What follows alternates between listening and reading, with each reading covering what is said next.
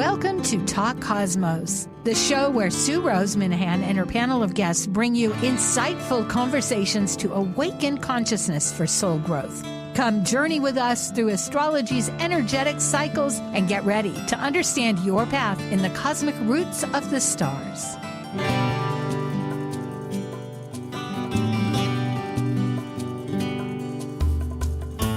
Hi, I'm Sue Minahan, and this is Talk Cosmos. Today is June 9th. We are heading towards summer. It's still spring, and we're talking Gemini, more Gemini. It seems like Gemini has a lot to say, and Gemini does have a lot to say, particularly when it's paired with Jupiter, which as of last week, was it last week? Very shortly, the last Planet Buzz with Laura Tad and Tracy Quinlan, we spoke about Jupiter and Gemini. So I suppose it's no surprise. Our subject today is Gemini Venus Star Point. It has a cycle among cycles. We will pinpoint some of them and give some background, just enough to give you a little idea for those that need it. And there's slides that you can go back to and understand more. Because really, we have some meat and potatoes and salsa to talk about later. And that's our idea, because the theme is talking my language. So I am very glad. We want visions connected to our heart with like-minded souls. And my guest today is certainly one of those. So we are now ready for Planet Buzz. No intro today? Oh, no intro. Well, we are the intro. Hi, Sean. Yeah. Oh, there you are. Goody. Hello. Yeah. It's a treat. Laura won't be able to make it today, and I've always wanted to have a talk with Sean. He's on our Astro Jam. It'll be an amazing gathering of the wits, and I'm most looking forward to this. Right. So it's evolutionaryastro.com. You can reach Sean and Talk Cosmos for me. Sean Kelly is a speaker and executive, motivational leadership, and he's focused on digital business since 1998. And that adds up. He's worked with many of the world's, renowned astrologers, Kelly Fox, Jan Spiller, Henry Seltzer, Michael Luton. And it doesn't stop there. He was very instrumental. In fact, he was the key that was a driving business for Tarot.com when both Jeff Jower and Rick Levine were part of it and made it gangbusters. Rawr. Yeah. And I didn't put it here, but you've read thousands of charts, and you really, put the pieces together. I love it. Thank you. Thank you. For myself, as you know, I host this and I have studied. I love esoteric and mythology and have a few studies on the side, and I am a consultant. So there you go. We are talking about the Venus Star Point. Thank you, Sue. That happened just a few days ago, but that point's going to stay at that point for actually 4 years, but it'll be the head of this five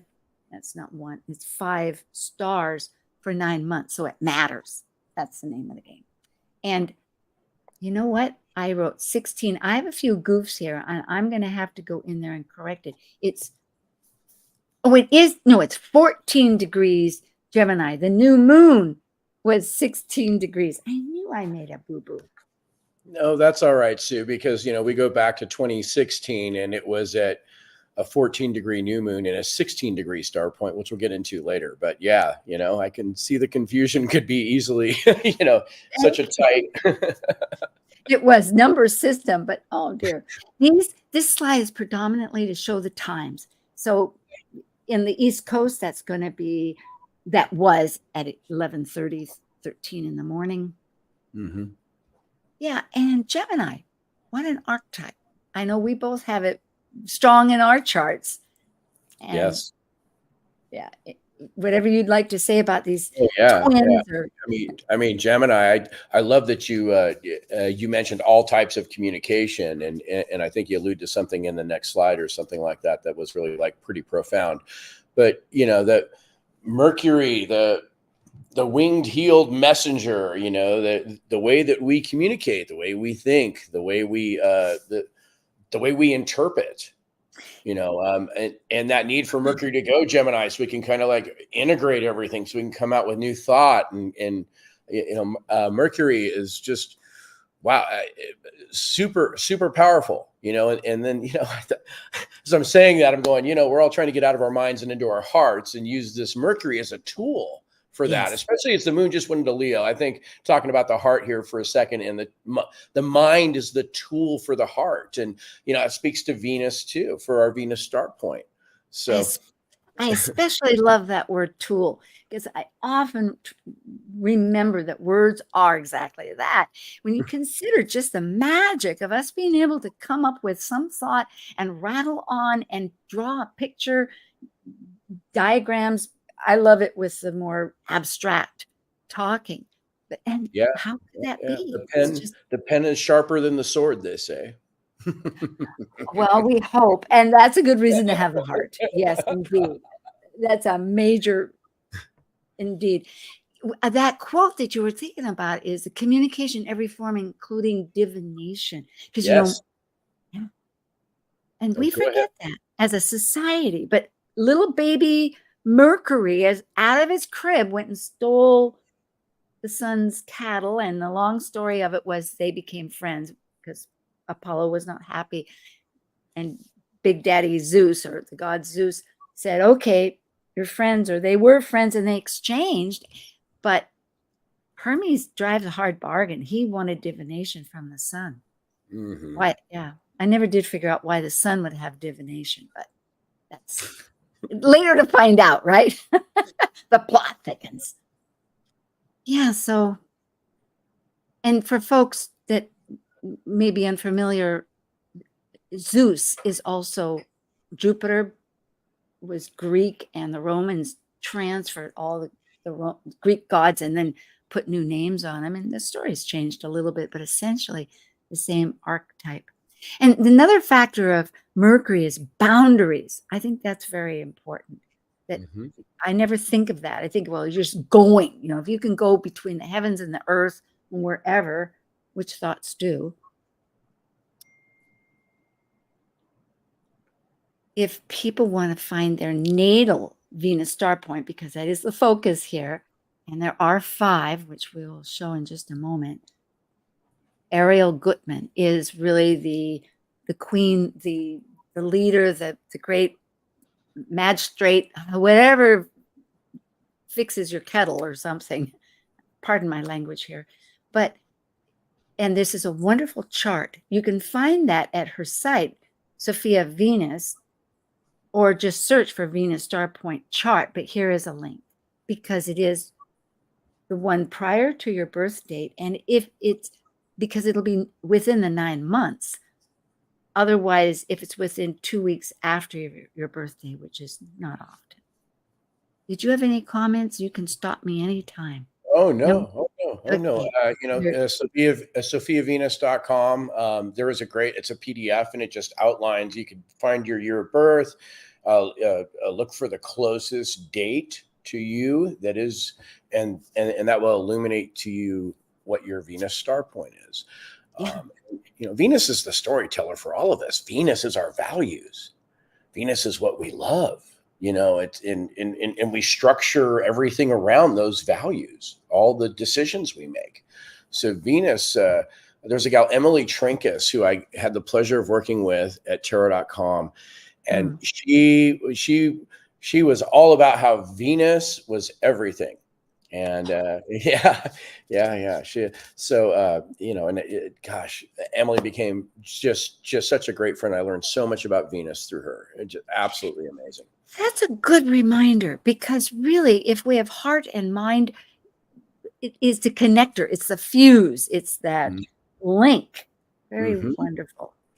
Here are the 5 star points. There are 5 at any one time. There's a beautiful cycle, and it happens. And at this particular moment, well, they come in pairs. The first 2 that came in were Scorpio and Aries back in the 20s. Then in the 80s came in Capricorn and Leo. But in between those, because there's 5, one isn't going to match up. And that happens to be Gemini. And that was 1964. And it's halfway through because it's 14 degrees. If it's 100 years, about 14, it's right there in the middle. And I did the math. It's right in the middle. A factor not to confuse, because it can be confusing. It's not just linear. Although the cycle is very regular, there's these different layers and relationships, because everything is relationship and Venus is relationship, I suppose. But this 100-year cycle, Aries and Scorpio are closing theirs out. And Scorpio just gave way to Libra. They go backwards, like the nodes. And in 2026, we'll have the last Scorpio one, which happens to be United States return. That's interesting. Yeah. There is a beautiful design. Go ahead. Oh, no, that's great. That's actually, how Venus tracks in the sky. Sometimes I've seen graphics online where it's beautiful how it reminds me of like a spirograph, and how just proportional, the rose that Venus is really shows up in plotting her movements like that illustration dictates. So that Sun conjunct Venus, the cosmic heart. I love the title of this slide. It is bringing the heart to mind. And I love that you mentioned Jupiter a little while ago, because Jupiter is conjunct Mercury in Gemini for this Venus star point, which is absolutely like out of this world. It's like, you could go into overthinking. so be careful. Some thinking about it. It's right, though, because they work in tandem, right together. One gathers the information, the other one puts the patterns together. What's your belief system? Yeah. What do you? And so Jupiter being there conjunct Mercury for this, it's made Mercury big. And so, being more fast with your reactions, or coming to different viewpoints, coming to different conclusions, juggling different perspectives, all those things. And I'm trying to talk fast because that's how it is. It's rapid, So it's super rapid. That's exactly true. Some of this is from Ariel, actually, and because it's diverse and it's conversation. But the challenges interested me. Being a Gemini, having just had a birthday, Mercury rules my chart, like Laura's actually. Yeah, and happy solar return. And the whole point is that where the challenges are, we're so versatile, etc., is if the direction isn't straight ahead, all that teeter-tottering, picking up a little here and looking at a little there, can really get you lost from the goal. And thinking, this is the key part that I'm going to really use this, where one would think, oh, that's got to be a better answer. I haven't tried it yet. What's it all about? But meanwhile, you've never experienced what you meant to. It's a good lesson to toe the line. Amen. Toe the line. That's right. Just yeah. Call out the words, heave ho. Don't just cut the rope. Yeah. Stay on track. Don't go down the rabbit holes. As best you can. There's your slide. Mercury Jupiter conjunction. Yes. 5 hours before the Venus star point. So this is really, really powerful. And I'll bring in the trine to Pluto, because Pluto is there supporting this, looking at like, what do I need to transform to be more in my heart? And Jupiter, Mercury can trine that. Oh, beautiful. There's the chart. Wow, that is just some powerful medicine. And given that Pluto is retrograde, maybe that's a super good thing for this conjunction, because that could be really outwardly transformative. And so, given that it's retrograde, it gives us the opportunity to integrate what that transformation can be, and maybe be more considerate. And I think Venus here in Gemini is really, it kind of reminds me of like the old or maybe it's still on the air. NPR had this program called All Things Considered. Oh, yes, Yeah, yes. yeah. It rings bells. Exactly, It's exactly. And so good, yeah. to be more considerate of not just your heart, but the heart of others, because that's also a big point in this. So you can maybe do that transformation really delicately, to not just Relationships, Venus, absolutely. It is such a kindness and mm, taking that moment. Gemini can be quick. So just today, I was thinking about different oh, actions and enjoying the little moment between the actions. I don't know about you, but sometimes one jumps from in an action from this to that, forgetting what's in between. But it's that little time in between and finding pleasure with that. It was yeah. Yeah, good. yeah, and I might want to just let our viewers know that there's actually a tremendous amount going on in this chart. But as we go deeper into this chart, we'll start to put the other pieces of the puzzle together that show how others is such a huge piece of this, and how the ability to slow down is actually Oh, that energy is prevalent too. So, stay tuned. We're getting there. okay. Well, I thank you. Very good. However, I just bring up that with that whole transformative energy of Pluto, which wants to Mm, transmute, get rid of what isn't working, it's just like that iceberg and just, or not iceberg, but glacier and just shove it away, or do the permafrost and evaporate. They're finding all kinds of things up there in Siberia or the North. It's constantly on some kind of news, but it's working with that conjunction, as you had said, between Mercury and Venus, not Venus, but Jupiter, but also with Sedna, this dwarf planet that mm, sets the whole stage in kind of a magical way. It's huge. more like the writer behind the scene is just angling you. It's like a pool table. You try to not that I'm a pool person, but I know the goal, right? You're supposed to get it ready so that when you hit it, it smacks. Isn't that right? Oh Yeah. yeah, Thank yeah. you. I need some help there. Pardon me. But the point Sure. is that life is like that too. Or like bowling pins. In other words, you kind of set it up so you can knock it down. Oh yeah, yeah, yeah. Yeah. This is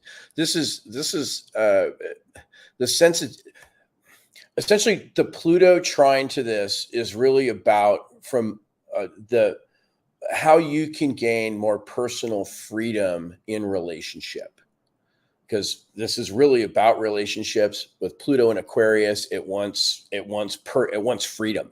It wants to feel free, or to have a lack of boundaries. If you will. And so I could really see where people might want to integrate how they can have more personal freedom within their own relationships through this. And the Gemini piece of this, I mean, this could be a big discussion that we have with all of our relationships here as we go in Mm. through this Venus star point to the next one.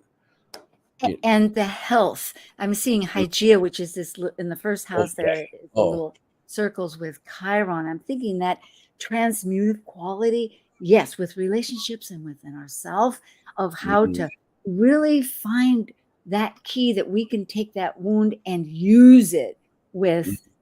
So it's servicing others, which is again is a key of other people. It's complex. Well, we'll move on then.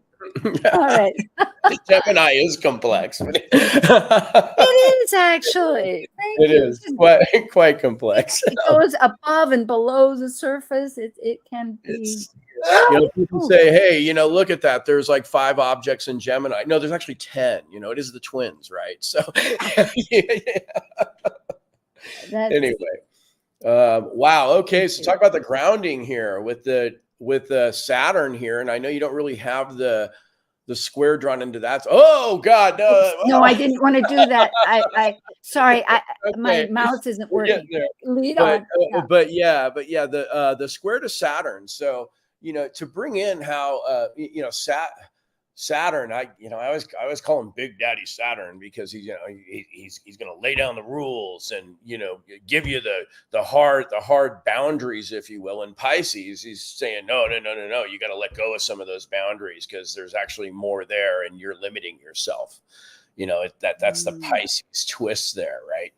And so Saturn is talking to Venus, saying, look, yeah, okay, you got all these perspectives, but slow it down. And, maybe some of those perspectives are too wound up into the boundaries of your mind.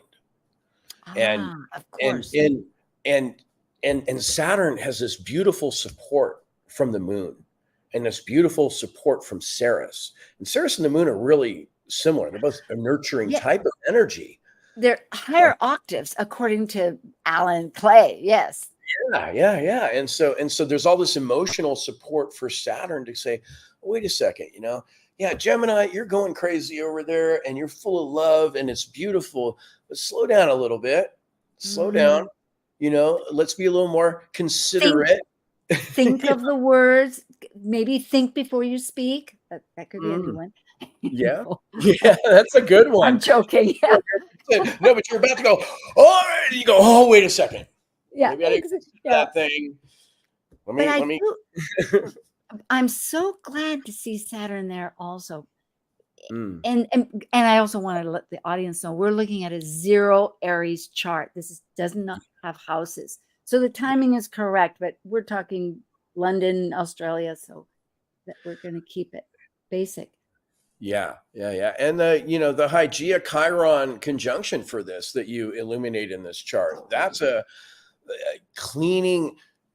God, it's Hygeia is health and wellness and all those things. And Chiron is the wounded healer. And there might be this opportunity to see things in your routine that are harmful that you need to change. Yes, absolutely. Yeah. And so, this moment ushered in all of that. I love, again, Ceres up there, trining the moon for the moment of this is, there is an immense amount of nurturing. I think there's some profound opportunities in this particular Venus star point that we haven't seen, especially given the last Venus star point in Gemini in 2016, where it was really a difficult one comparatively. Come to think of it, goes back to that trine with that we may think is so okay. The trine with Pluto in Aquarius, it's trine Pluto, Jupiter. And now we have the mix with Mercury. But the point is that is a huge input to help us think. I'm going to take these glasses off. They keep slipping. They're driving me crazy. Probably driving you crazy too. There. Now it's better. Yeah. So Sue, did we, you don't have the nodes highlighted here. Is that in a later slide, or can we get into that here? Let's find out. Well, that's a good question. I didn't highlight it, but it's all going on. So if you have something. Yeah. So if you take a look at that Venus Sun conjunction at 14 Gemini, and then look at the house of Libra, which is on from my view, the right side of the chart, and the left side of the chart has Aries in it. And you'll see the lunar nodes. They look like little horseshoes pointing up and down. This particular Venus star point is sextile and trine those two objects. And this is what we call the point of Thales. And it's kind of a beautiful piece because it brings in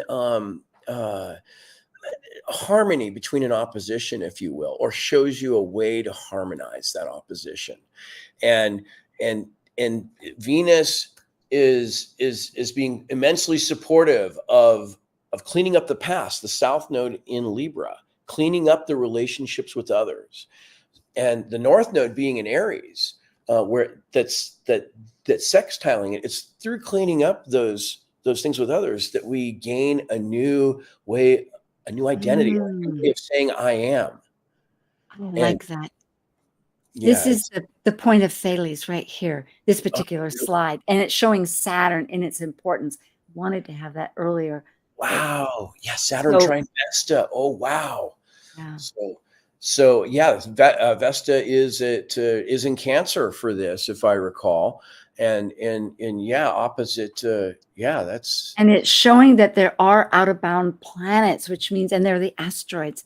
And pardon me, at one point I mentioned the moon. I'll correct the slide, but out of bounds means it's beyond the elliptical path of the sun, which is 23.26, or rounded off to 27. A lot of people say 23.5, but that's when the planet really is quite a renegade, or can be very purely express how it wants to express. So here we have 3 of them, and there's 2 that are in a relationship, Ceres and Pallas Athena, that happen to be to the minute opposite. So minus is when it's south, and plus is when it's above the equator. Latitude, declination, latitude, same difference. And it's an opposition. And that was for our audience. Let's see, I'm trying to go backwards. Whoops, it's too much. Let's see, where are we? What are we doing? Maybe, no, we don't want that. And I do apologize here. Maybe there. That's okay, great. We're here great. with the, no, we don't want that. No. My mouse is gone on a sabbatical. Sorry, my finger is not that great. Okay. Well, we'll just leave it to Gemini. So maybe I can set this chart up a little bit here, because we actually have 2 Venus star points on this. We have an inner chart which shows the Venus star point from 2024, and then we actually, this is a new moon, isn't it? Is this it is. You know what, Sean? Let's Okay. do this. Let's take a break. It's just about that time, and we'll come back, and maybe Okay. my mouth will work, and we'll get the plot figured out, because we have quite a few pieces, and I'm so glad you're here. Oh, Thank you, I'm Sean glad to be Kelly. here. Thank you. My pleasure. Yeah, and we'll be back, folks. It's June 9th, Venus Star Point. It's for the long haul. All right, stay with us.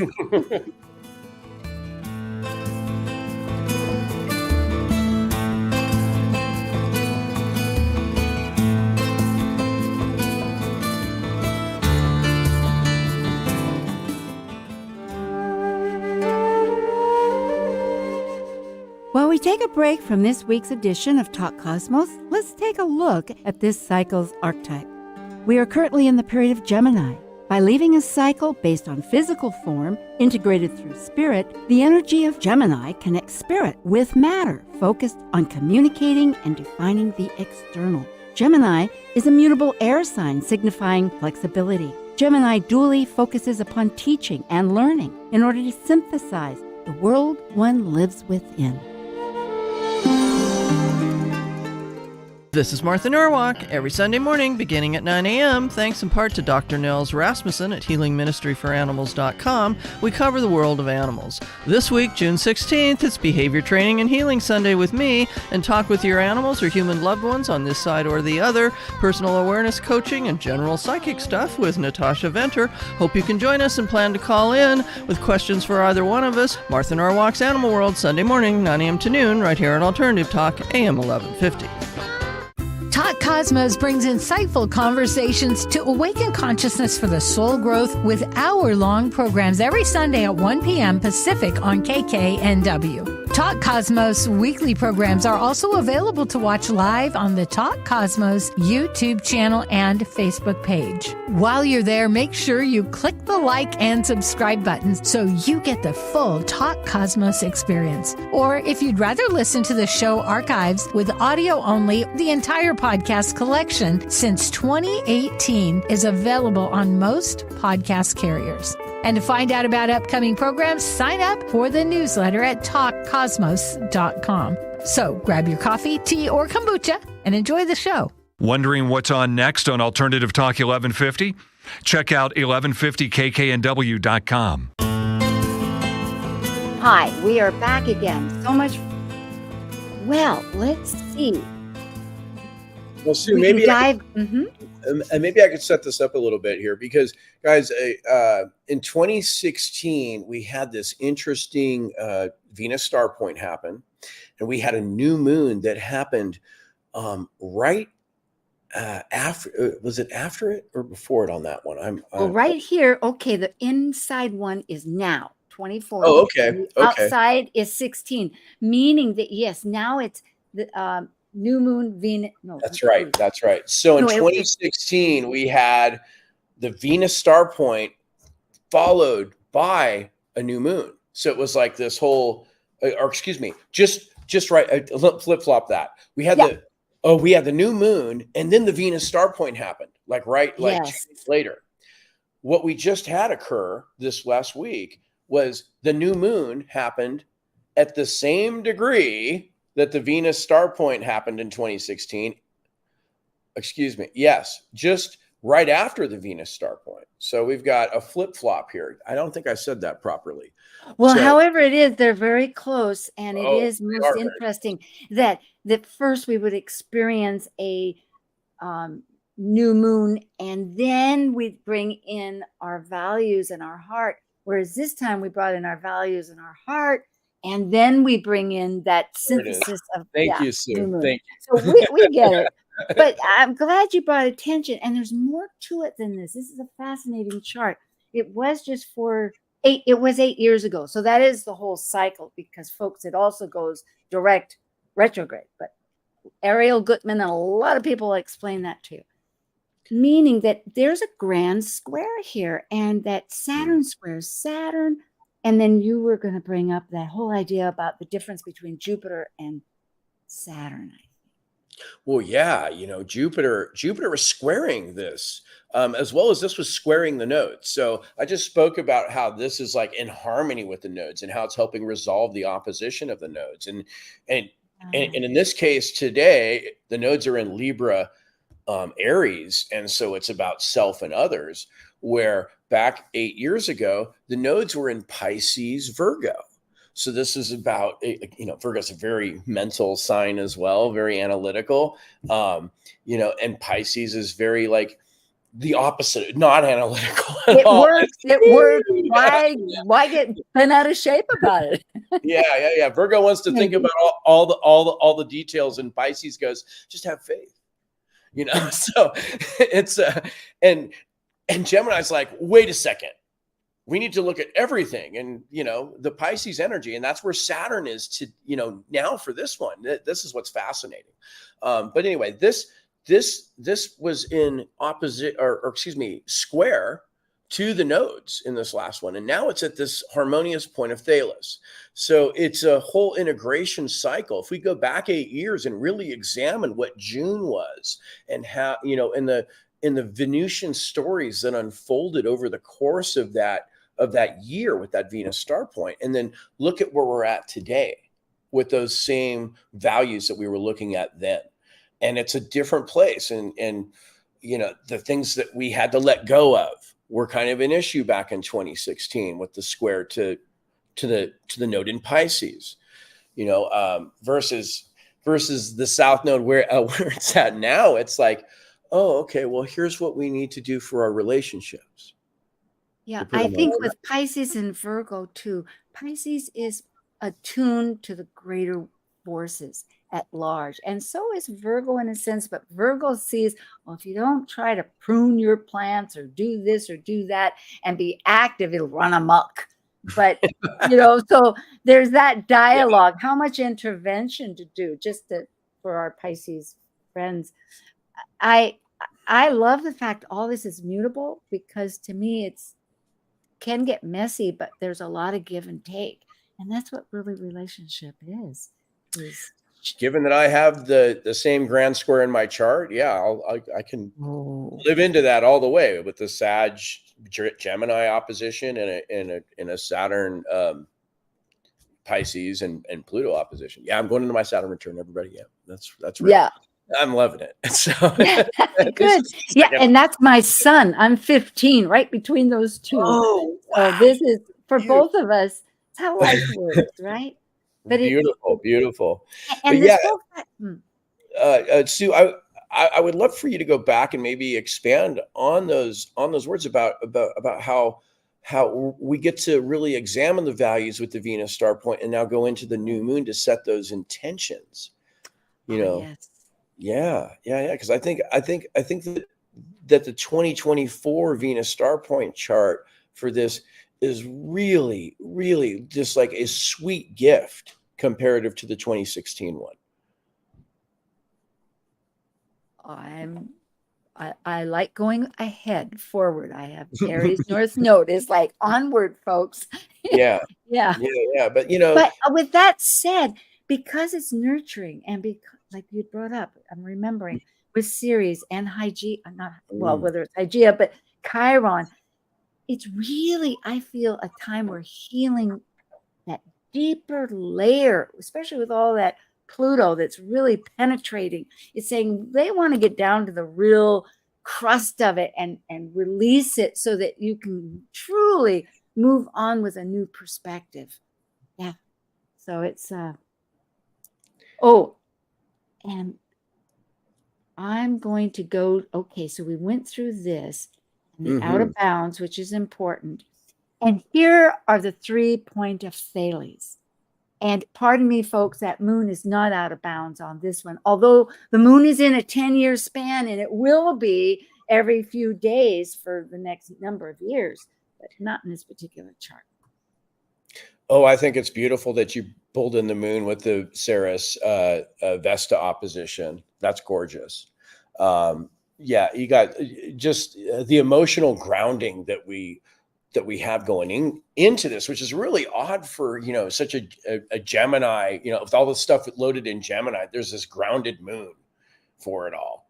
Is really like, and Ceres, even though she's out of bounds and kind of a renegade up there in Capricorn, again, really grounded. And, Cancer, I see Cancer as a very grounded sign as well. It embodies emotions, and that's a, well, it goes at its own pace too. It wants that processing. Has to. Oh yeah. You guys, and Vesta being that protective, the guardian of the fires of Rome. The guardian of your soul. Home. Yeah. Yes. What is home? What? How does it support you? What does it mean? And look at all this with those 3 point of Thales, which is a very strategic, constructive, when you read about that, meaningful dynamic that we haven't thought a lot about, but it does need to have between 3 signs a sextile, trine, and opposition. But here, we have, and I circled the focal points because that's at 90 degrees. So it's Saturn and Moon. Talk about timing, maturation, and processing, and then the home. But there's 2 points that are, several points that are just common among all of them. It's Saturn that's, oh my goodness. Oh, I know what I wanted to say. That mini trine that you brought up was hard not to put in here because it's there too. Yes, but I see that. Want to complicate. No. But there is the point that we haven't spoken about, which is really prevalent in this chart, which is the Uranus Pallas Athena opposition and how Vesta sits at the point of Thales for that. And, Uranus is about that personal freedom, and it's like wanting to bust out and do its wacky Uranian things. And Pallas Athena is like, well, how does that fit in the strategy to like transform stuff? Come on. Like, you can't hold on to everything, Uranus. You're going to have to let go of something here. And Vesta's like, yeah, let's let go of the things that don't support my home. And I think Vesta has quite a voice in this. And Vesta being out of bounds, You know, Yes. being rogue there, she's gonna do like she's gonna go out there and maybe present some unique information to both Pallas and Uranus to consider as they kind of look at each other, going, "Really?" You know. And come to think, like you were mentioning about the new moon that was shortly afterwards, that we're still involved because that was on the 6th. Yeah, for sure. But I'm noticing here that the moon is in Taurus, which goes back to Venus with the Venus Star Point, and Vesta is in Cancer, which goes back to the moon. So really, it is this deep emotional. I know with the new moon, it's really a matter of releasing those attachments and getting deeper with kindness. It's paralleling. That's a word, right? Paralleling, yeah. The Venus Star Point. Well, we have time. Shall we go forward or shall we guide see us? What happens? Well, it was going to be a break, but that was it.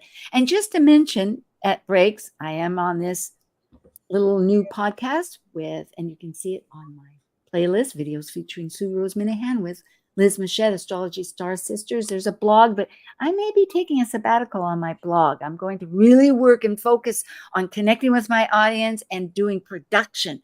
So I have been advertising it because it's hard not to, but I'm just letting you know, enjoy these.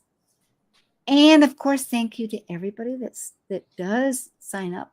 We have a subscription that you can get a little video for, but I want to get in touch with people and find out as summer goes, like, what do you like and what ideas do you think about this? Because we are always new. So didn't you put up a video on your site from Astrology Day or something like that? Yes, astrology, and it's from Astrology Day, and we'll talk about that. Okay. Yes, it is, and it's eclipse your path. Now is the time because change is happening. And that's available on talkcosmos.com, right? Well, it is, I believe. It is. And I say that because it's time so that once you get into it, you don't see the pop-up all the time. So I don't see the pop-up all the time. But I did sign in just to check to see if it worked. And I think I did get the link. So yes. It's a little gifty. You know what's really fascinating about this Venus Star Point, Sean, is that all the planets have nodes, and they're not exactly opposite. They could be in the same sign, for a matter of fact. But Uranus's North Node happens to be 14 degrees Gemini. Oh, fascinating. And it's conjunct, which is, how does that, I wanted to double check.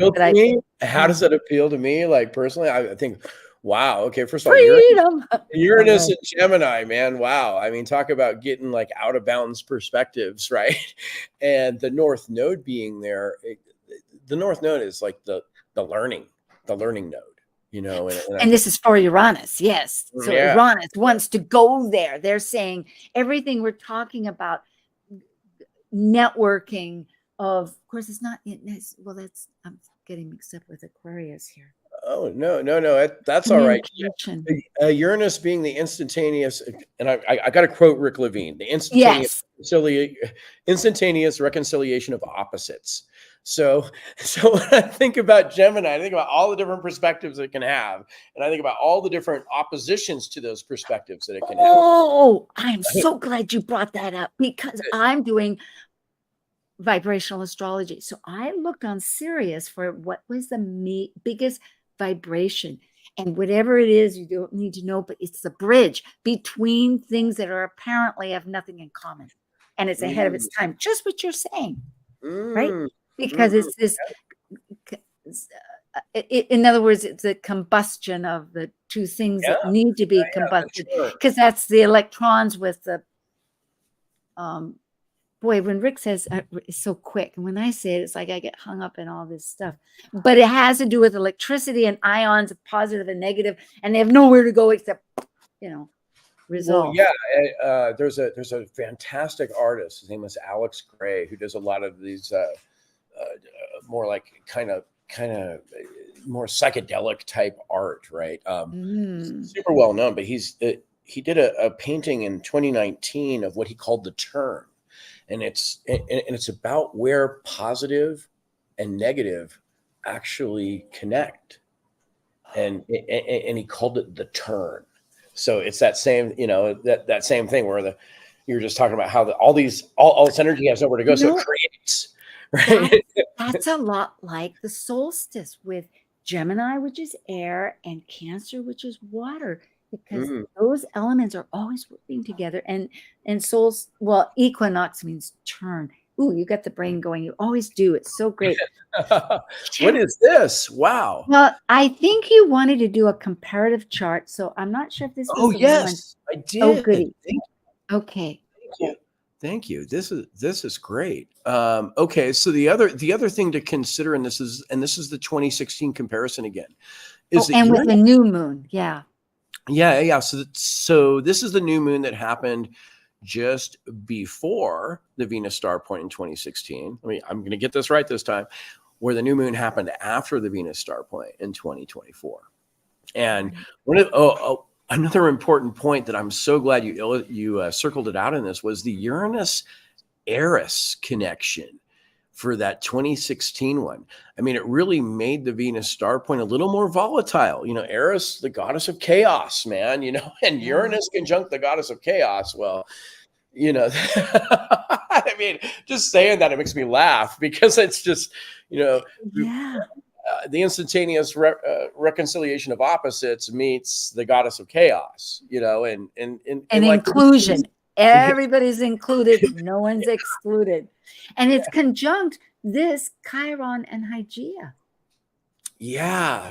So there's some great opportunities for healing for the stuff that did happen since the 2016 Venus Star Point.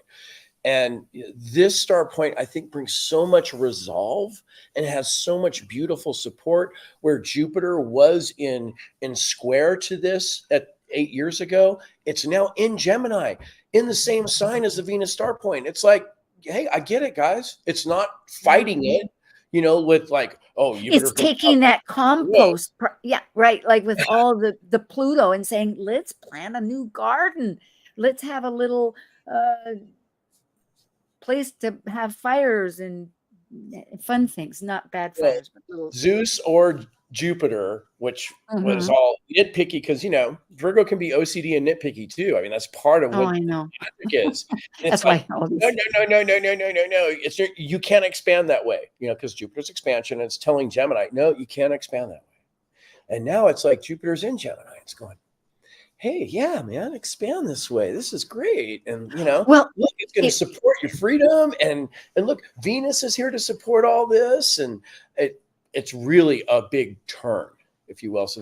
Besides, a circle can only see so many spots. You have to widen it out, just like throwing a rock in the water to keep finding new moments of the ring. Bring the outside on the inside. I think this did a bit repeat and talk about information, because there was a lot. Yeah. But there's so much to unpack in these two charts. I mean, we can go on for a couple of days about it, honestly. Now, if I understood it, we were going to do the Venus one too, but this is so close to the other one, I didn't really want to belabor it. It's one was new moons, and the next was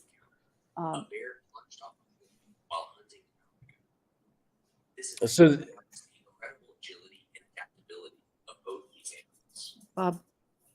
29. It's all right. That's all right. The 29 at the top of the chart, Sagittarius. This was in 2020. Explain this chart here, please. Okay. So that would be 4 years ago, because it's an 8-year pattern that goes direct to direct, and in the mode of the timing. But every 4 years, it actually returns to shifts a little bit. One's retrograde and one's not. And in this case, it was retrograde 4 years ago. And I brought it up because look at this. Look, for a couple of reasons.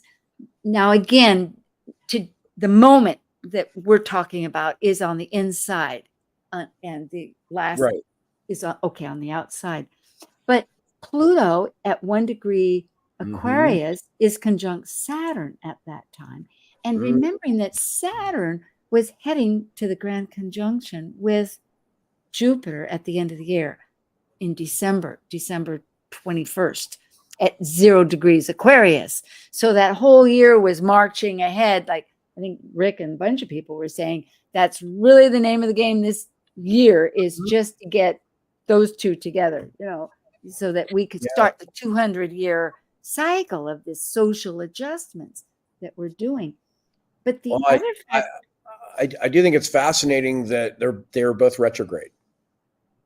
Saturn was retrograde for that too. Oh yes, you're right. Yeah, rethinking. Yeah. Plus the fact the nodes were in Gemini, 29 degrees Gemini. And there's Vesta at 29 degrees Gemini. Yeah. So there's some kind of when you think about it, that was before. Was that? No, it was just when COVID was happening. Yeah, it was in the COVID kicked off in like January or some would say October 2019 actually, but January 2020 was when it really hit the world.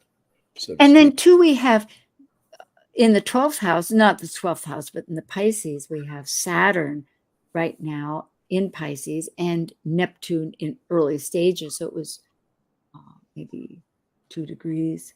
So maybe it's further dissolving what maybe at that time was ignorance or unawareness or escapism. I mean, we always have shadows, and to improve, we try to balance out and strengthen it with a polarity.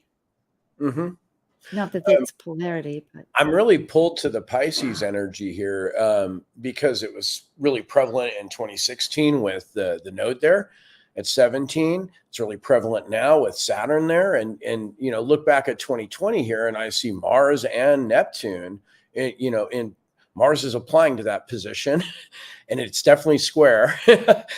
So there is this. Pisces has the agape love, the spiritual love. Oh yes, absolutely. And maybe trying to express to Venus that, hey, you don't need to look at all these perspectives. It is about this higher love. Yes, thank you. We are one, and somehow the distance is there if we just listen up to the signs and everything. Rar. It's gotta be. It's gotta be. Like, that's my little ego heart rar. I love it. Before we go, folks, in 2025, January 12th, I have it. The nodes are shifting. So here, like you had brought up earlier, Sean, we're working with the relationship nodes, the second layer, since we did Scorpio and Taurus, and now we're doing so at that time, we're going to be dealing with Pisces in the North Node and 2025. And Virgo, which I think also reflects to some of those other rebounds from earlier because it was a nodal reversal. But the point is that we're going to have different guidance.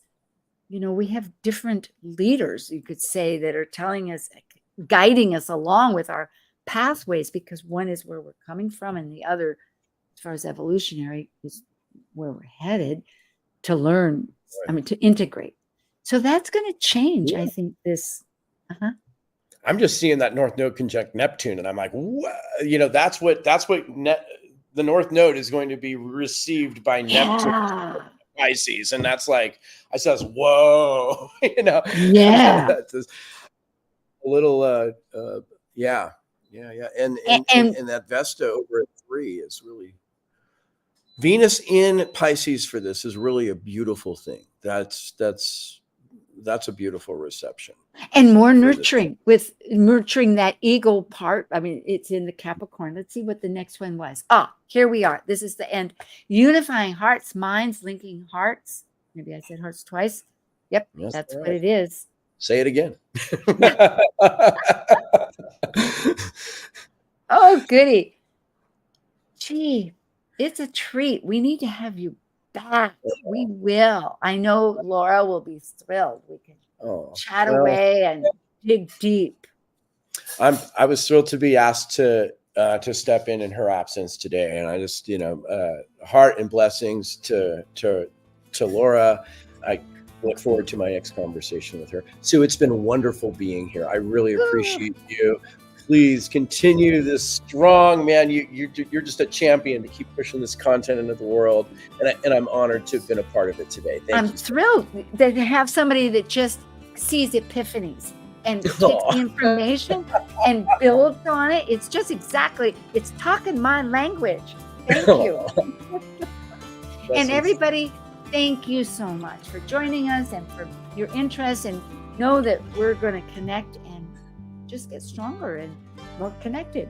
And we love you. Enjoy all the Venusian energy, everybody. Sounds good. Heart to mind.